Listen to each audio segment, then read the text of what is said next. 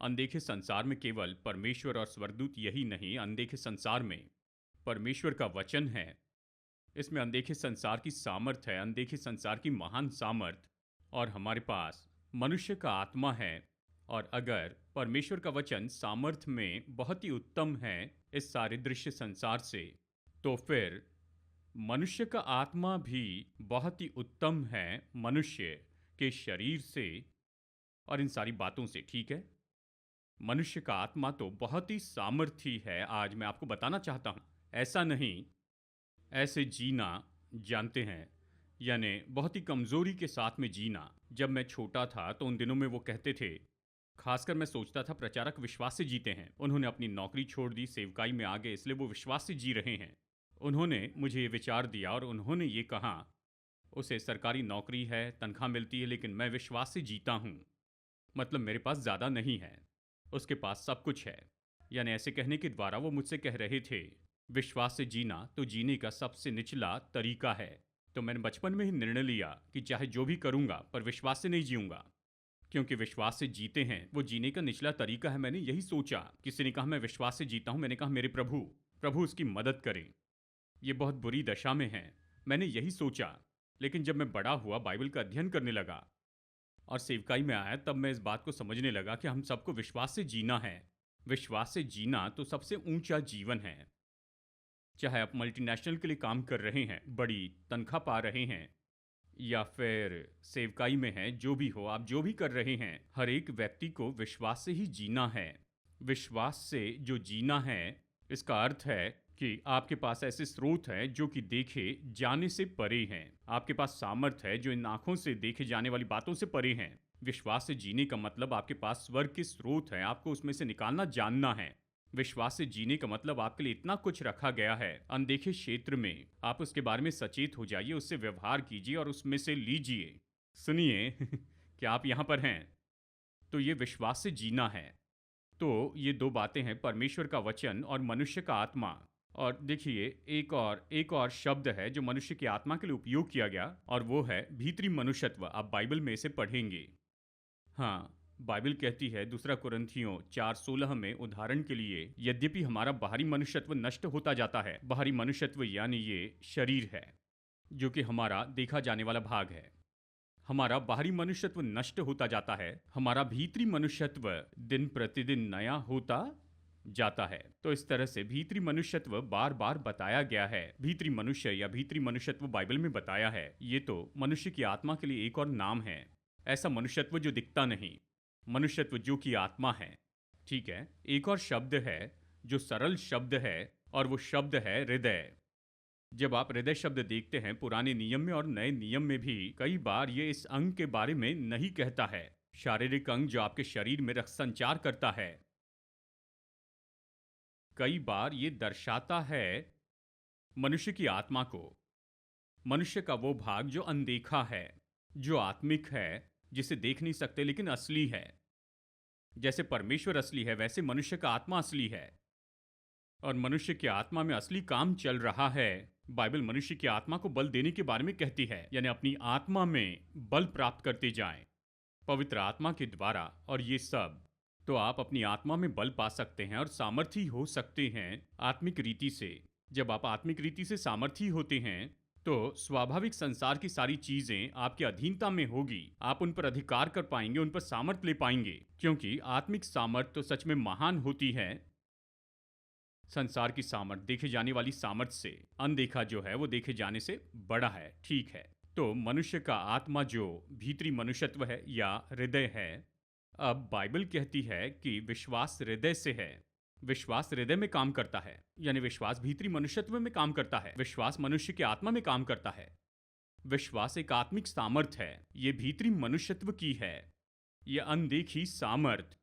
क्योंकि ये अनदेखी है, इसलिए तुरंत ही आप समझ सकते हैं कि ये तो पृथ्वी की किसी भी सामर्थ से बहुत ही उत्तम है। इसलिए यीशु ने कहा, जो कोई इस पहाड़ से कहेगा कि तू यहाँ से उखड़ जा और समुद्र में जा पड़, और अपने मन में संदेह न करे, परंतु प्रतीति करे कि जो कुछ वो कहता है वो होगा, उसके लिए वैसे ही होगा जो उसने कहा है। अब इस सामर्थ को देखिए, इस आत्मिक शक्ति की जिसे विश्वास कहते हैं, ये मनुष्य के आत्मा का है। ये तो एक आत्मिक सामर्थ्य और ऐसा नहीं हो सकता है, यानी किसी भी, यानी ये केवल हमारे शरीर में नहीं, ये तो आत्मा में है।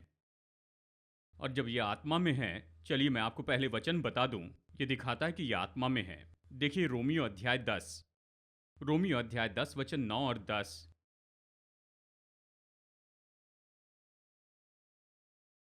यहां बताता है लोग कैसे उद्धार पाते हैं। पौलुस बता रहा है कि कैसे एक पापी व्यक्ति उद्धार पा सकता है।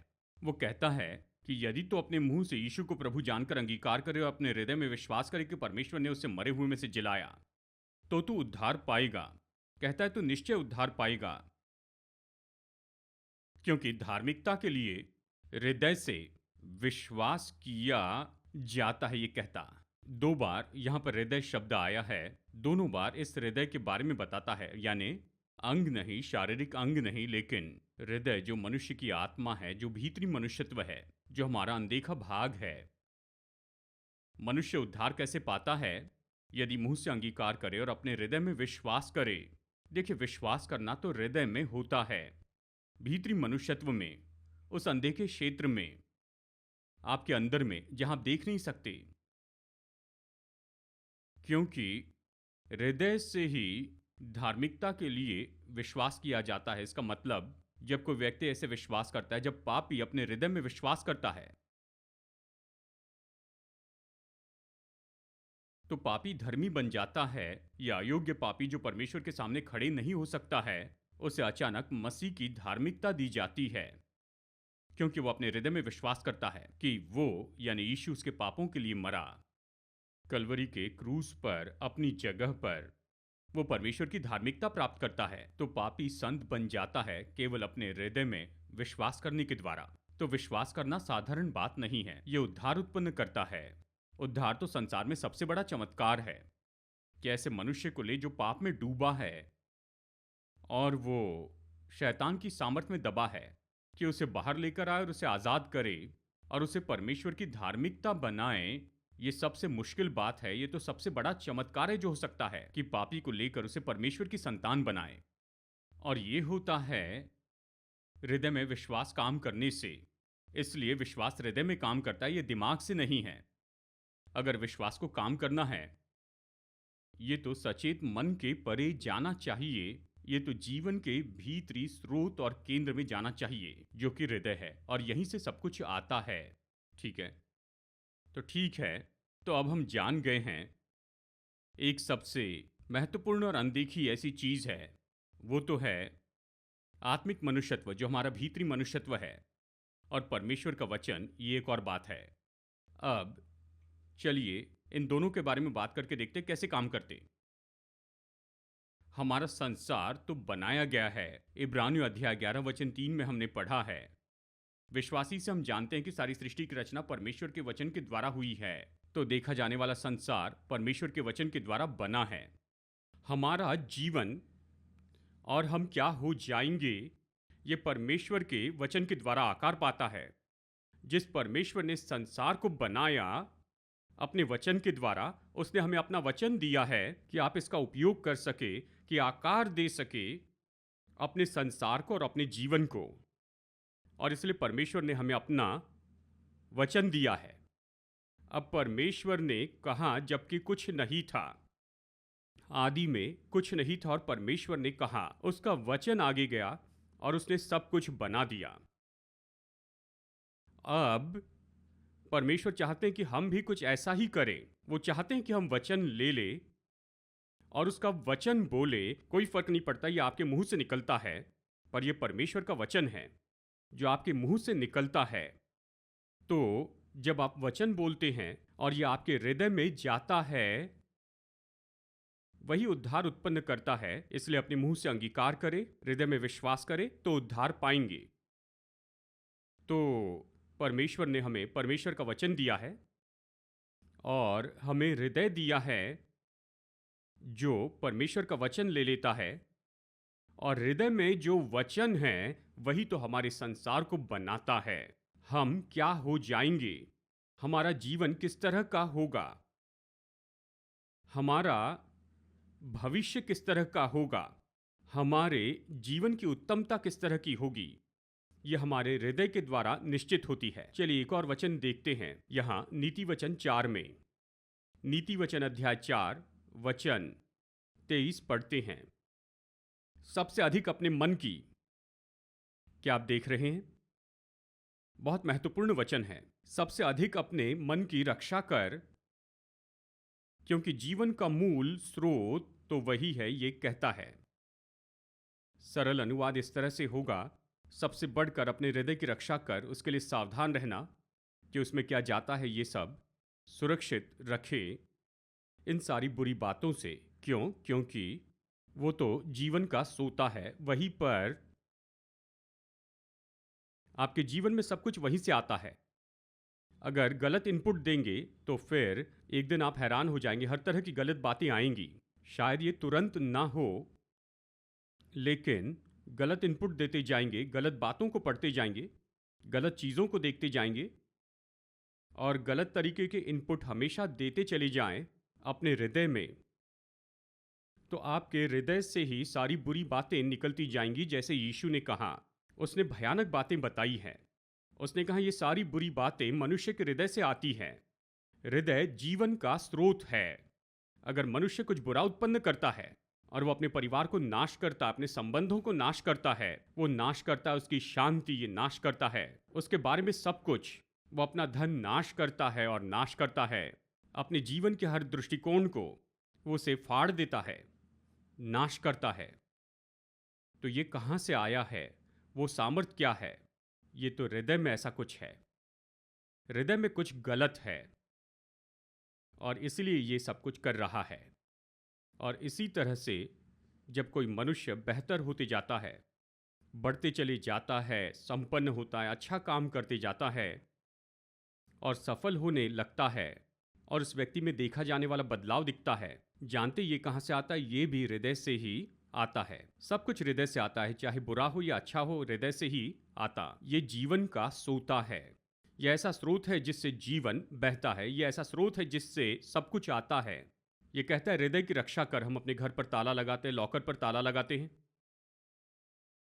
50,000 रुपए के स्कूटर को भी लॉक लगाते हैं, जानते हैं, और मोटरसाइकिल्स को, लेकिन भूल जाते हैं कि अपने हृदय को लॉक लगाए और हृदय के दरवाजे बंद रखें बुरी चीजों के लिए। हम निरंतर उनके बहाव को आने देते हैं, गलत बातों को अपने हृदय में आने देते हैं। और फिर क्या होता है? देखिए, सब कुछ बिल्कुल तुरंत नहीं होता है। ये तो ऐसा है कि खेत में बीज बोया जाता है जो फसल लेकर आएगा बाद में। इसी तरह से अच्छी बातें भी होती हैं, क्योंकि आपने परमेश्वर का वचन बोया। रातों रात बदलाव तो नहीं आएगा, लेकिन निश्चय ही बदलाव आएगा। एक दिन आप फसल पाएंगे उन सारी अच्छी बातों की जो आपने रखी हैं। वो वापस आएगा, अच्छा नाप दबा दबा कर, हिला हिला कर, उमड़ता हुआ आपके पास। हम फसल काटेंगे 30 गुना, 60 गुना और 100 गुना। सब कुछ इसी तरह से काम करता है। इसलिए नीति वचन हमें चेतावनी देता है, सबसे बढ़कर अपने हृदय की रक्षा कर। हृदय तो बहुत ही महत्वपूर्ण है।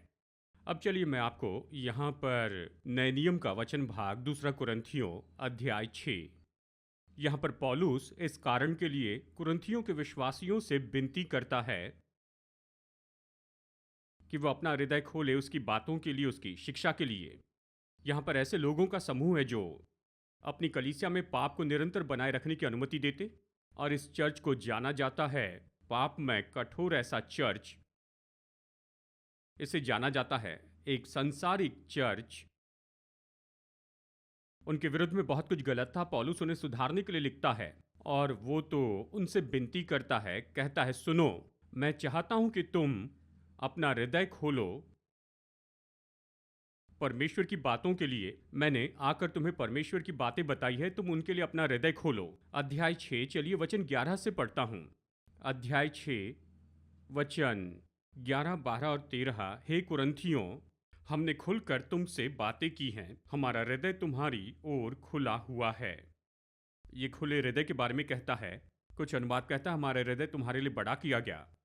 तो वो कहता है हमारा मुंह खुला है, हमारा हृदय खुला है। दूसरे शब्दों में, मैं तुम्हारे पास आता हूँ खुले मुंह, खुले हृदय के साथ। जो भी मेरे हृदय में अपना मुंह खोल कर, मैं उन्हें तुम्हारे सामने उंडेलूंगा, क्योंकि मैं तुम्हारे लिए अच्छा जीवन चाहता हूँ। कि तुम अच्छा सफल मसीह जीवन जियो। मैं चाहता हूं तुम बदल जाओ। और इसलिए हमारा हृदय खुला है, हमारा मुंह खुला है। वो कहता है तुम्हारे लिए हमारे मन में कोई संकोच नहीं, पर तुम्हारी मन में संकोच है। इसका मतलब है हम तुम्हें रोक नहीं रहे हैं, तुम खुद को रोक रहे हो। और इन लोगों में कुछ गलत था, वो पौलुस को नहीं सुन पा रहे थे कि पौलुस की बातों पर ध्यान दे और पौलुस ने जो उनके लिए लाया उसे प्राप्त कर ले।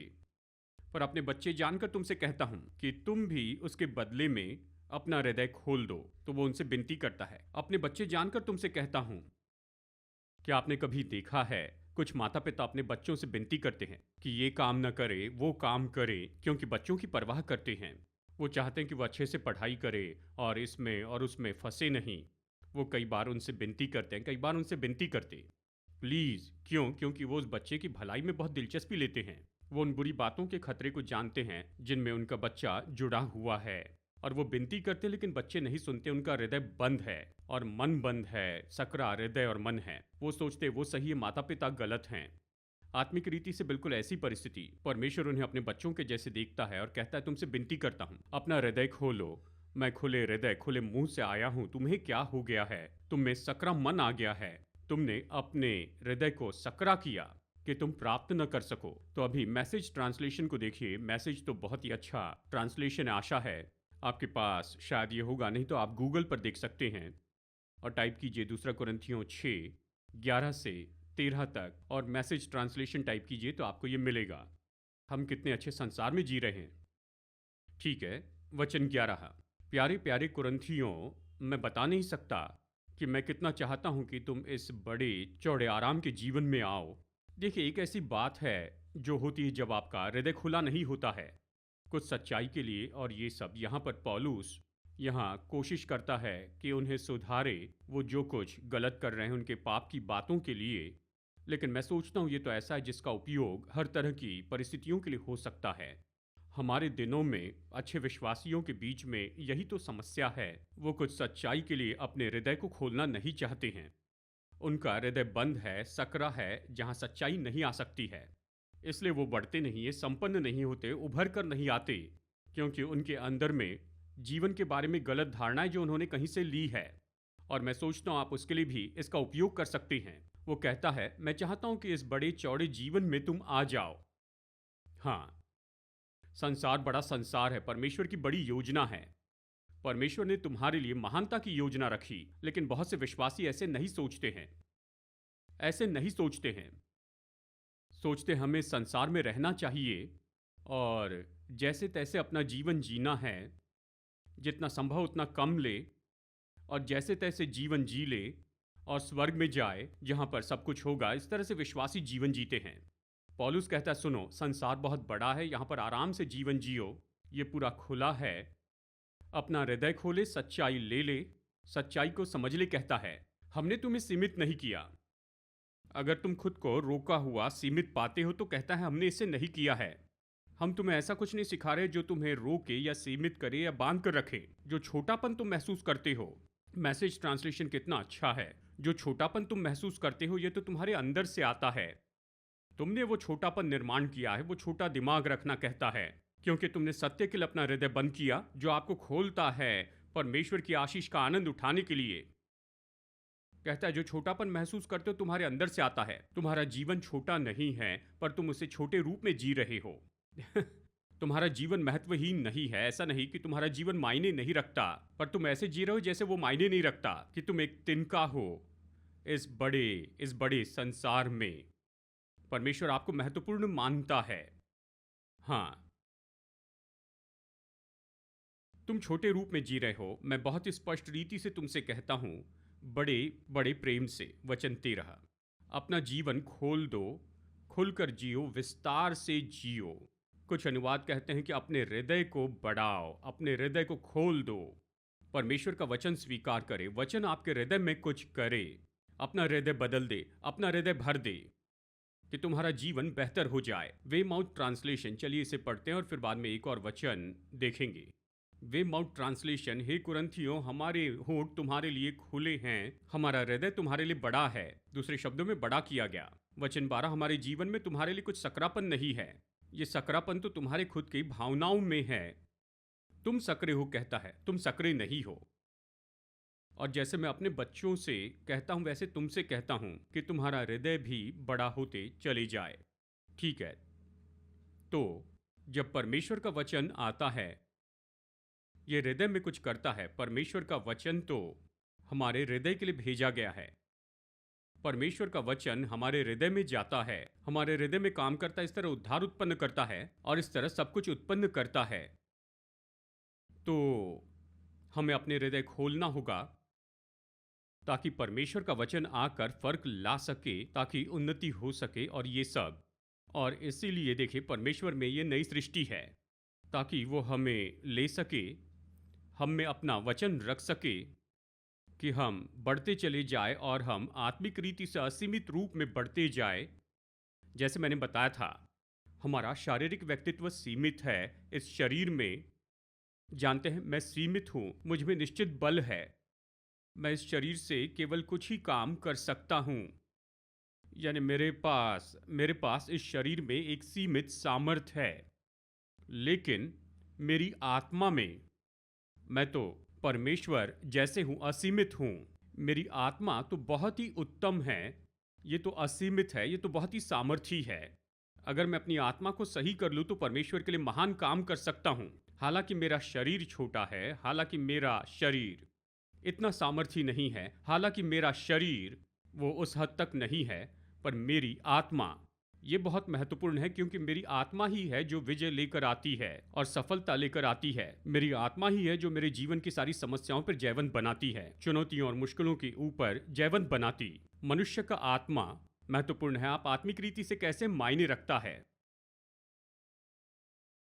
और जो हृदय आपके पास है, नई सृष्टि के रूप में, नया जन्म पाए व्यक्ति के रूप में, उसमें परमेश्वर के वचन से इनपुट हो, अदृश्य संसार से, ताकि ये आपके हृदय में काम करे और ऐसे परिणाम उत्पन्न करे जो देखे जा सके। हाँ, तो चलिए अभी मैं आपको इफिसियों 3 में ले चलता हूं।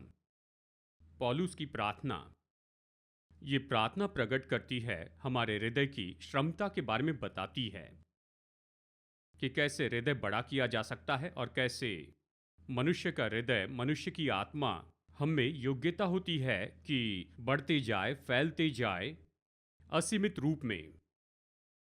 इफिसियों अध्याय 3, चलिए वचन 14 से पढ़ते हैं।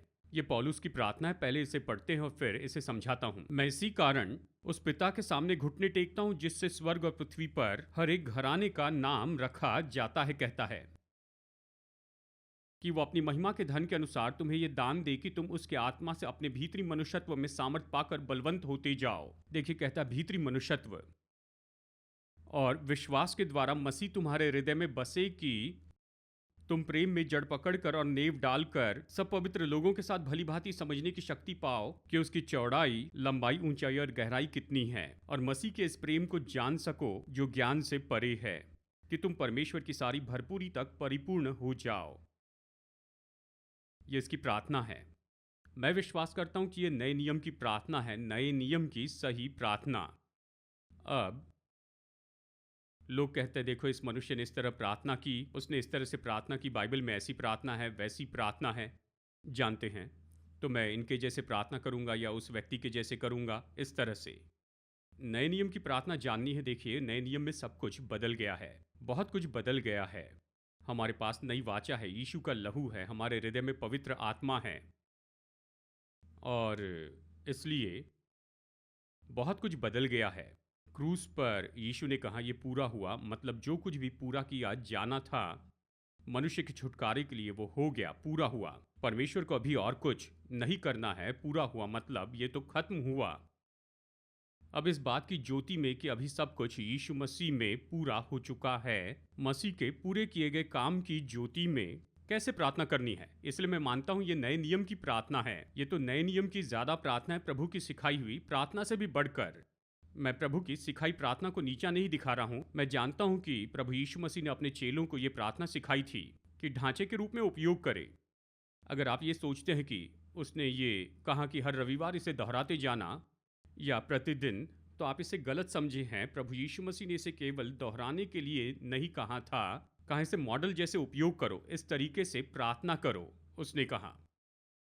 इसका मतलब ये नहीं है प्रार्थना के रूप में इसे दोहराते चले जाए, यही है और कुछ नहीं। नहीं, यहाँ तक कि वो भी नए नियम की प्रार्थना नहीं है, क्योंकि यीशु तब तक क्रूस पर नहीं गए थे कि मरकर जिस काम को करने आए थे उसे पूरा करें। तो उस प्रार्थना में भी वो सारी आशीषें नहीं, वो सारी बातें, वो सौभाग्य और वो आशीषें जो कि अभी छुटकारे में हमारे लिए उपलब्ध हैं। इस तरह से ये प्रार्थना नए नियम की प्रार्थना नहीं है। पुराने नियम में बहुत ही अद्भुत प्रार्थनाएं हैं, अच्छी प्रार्थनाएं हैं, हम उनसे बहुत कुछ सीख सकते हैं। लेकिन जब आप वो प्रार्थनाएं पढ़ते हैं, जैसे एक ने कहा, अब्राहम ने परमेश्वर से कहा कि मैं कुछ नहीं, बस केवल धूल हूँ, मैं इस तरह से प्रार्थना करता हूँ भाई, क्योंकि ये बाइबल में है, मैंने अब्राहम से सीखा है। मैंने कहा अब्राहम चर्च में जाता था क्या? क्या उसके पास बाइबल थी? उसके पास छुटकारा था? क्या उसके पास यीशु का लहू था? क्या उसके पास नई वाचा थी, पवित्र आत्मा था? क्या उसके पास में हमारे जैसे प्रकाशन था? कल्पना कीजिए अब्राहम का जीवन किस तरह का होगा। जाने के लिए चर्च नहीं प्रचार के लिए कोई प्रचारक नहीं, कोई बाइबल नहीं, अंदर में पवित्र आत्मा नहीं था। यह दुर्भाग्य था। लेकिन फिर भी जितना जानता था उसके साथ परमेश्वर के साथ चला और परमेश्वर ने मार्ग दिखाया और उसकी मदद की। और लेकिन हम तो समझने के लिए बहुत ही अच्छी परिस्थिति में हैं और हम बहुत ही बेहतर ओहदे पर हैं, क्योंकि हम तो नई वाचा में हैं। हम नई वाचा में बहुत ज़्यादा आशीषित हैं, ठीक है? तो आप नहीं कह सकते हैं मैं अब्राहम के पीछे चलूंगा। बाइबल ये कह रही है कि अब्राहम ने इस तरह प्रार्थना की। शायद ये प्रार्थना का सही तरीका होगा या सही तरीका नहीं होगा, इस प्रार्थना के बारे में बताते हुए बाइबल का मकसद है ये कहना नहीं कि तुम भी ऐसे ही प्रार्थना करो। ये विवरण से बताई गई है, इसकी सिफारिश नहीं की गई। मैं विश्वास करता हूँ इफिसियों 3 की पौलुस की प्रार्थना पर और अध्याय 1 से भी पौलुस की प्रार्थना वचन 16 से अंत तक अध्याय 1 में इसे हम ये कह सकते हैं कि इसकी सिफारिश की गई है कैसे करें। प्रार्थना करनी है तो इस तरह से प्रार्थना करना सीखे, ये परमेश्वर की सिफारिश है। कैसे प्रार्थना करें? कहता है इसे सुनो, ये तो पक्की नए नियम की प्रार्थना है।